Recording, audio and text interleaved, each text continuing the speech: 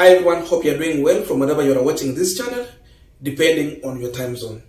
Now, Kenyans.co.ke did another opinion poll, and this opinion poll was focusing on William Ruto's delivery on his manifesto. Remember, Ruto campaigned, and his campaign was focusing on bottom up. And in the bottom up, he said that he wanted to make poor people rich, and that's when the issue of hustler came in. So it was William Samoei Ruto to make hustlers get rich, what he was referring to as where and where, yani kazi ni kazi. So he promised so many things: million job per year, making more industries, that we can do manufacturing in this country, making life affordable for everyone. And he was drawing the line between the dynasty and the poor. So many things Ruto had promised to deliver. And it was like that it's just easy to make everything available and affordable for everyone. So this is the question by Kenyans.com. Do you think President Ruto will deliver the promises as per his manifesto? Hashtag Kenyans poll. Yes, we had just two options, yes or no.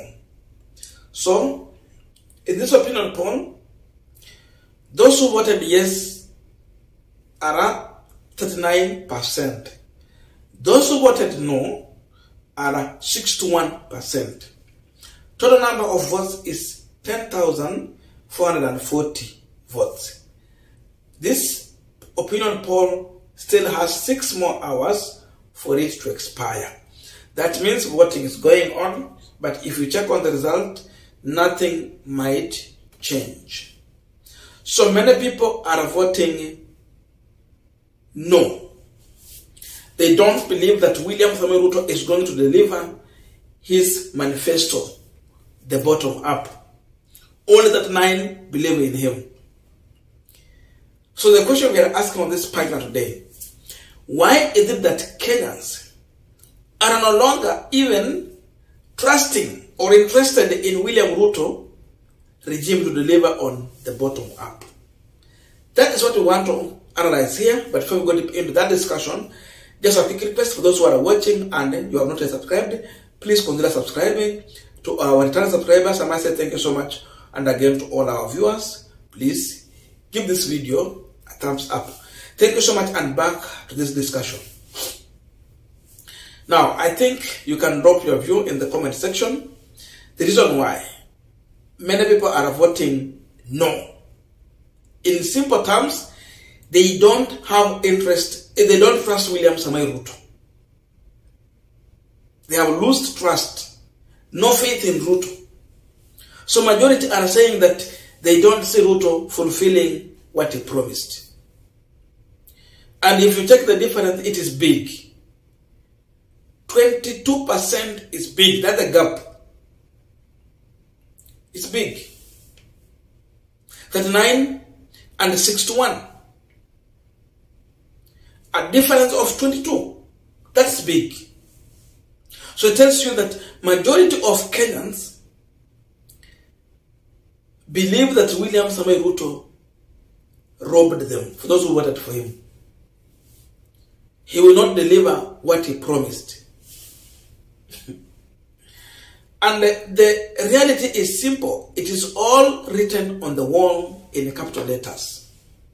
When Ruto became the president, after 6 months, he has earned a new name, Zakayo Mtoza Ushuru.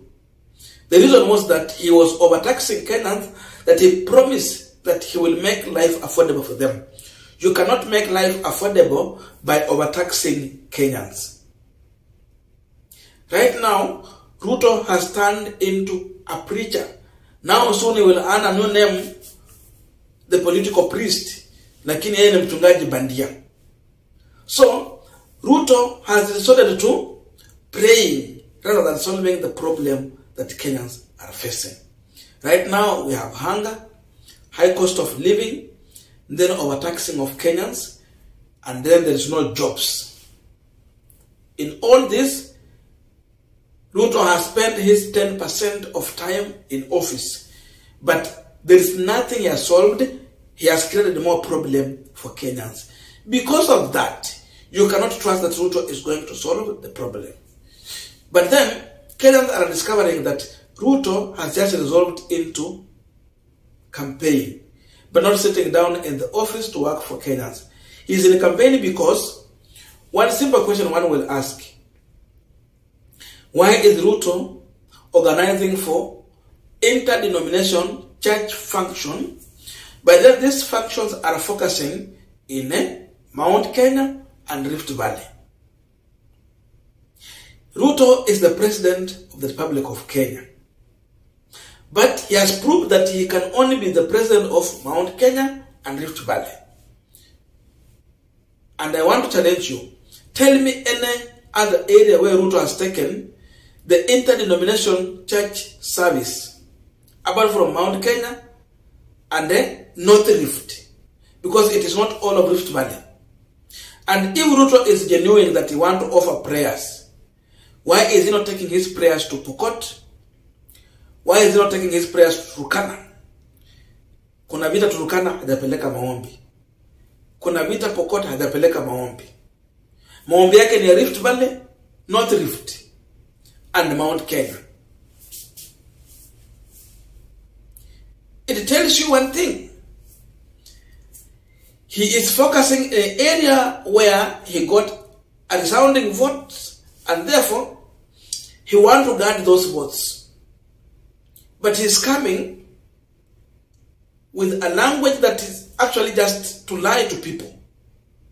Because if you have a chance to work for the people, then instead of solving their problem, you are telling them that let's pray so that God will bring solution.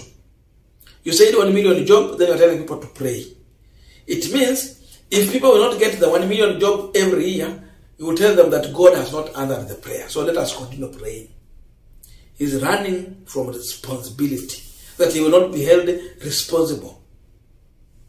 So Ruto wants to safeguard the Mount Kenya vote and the Northern Rift votes.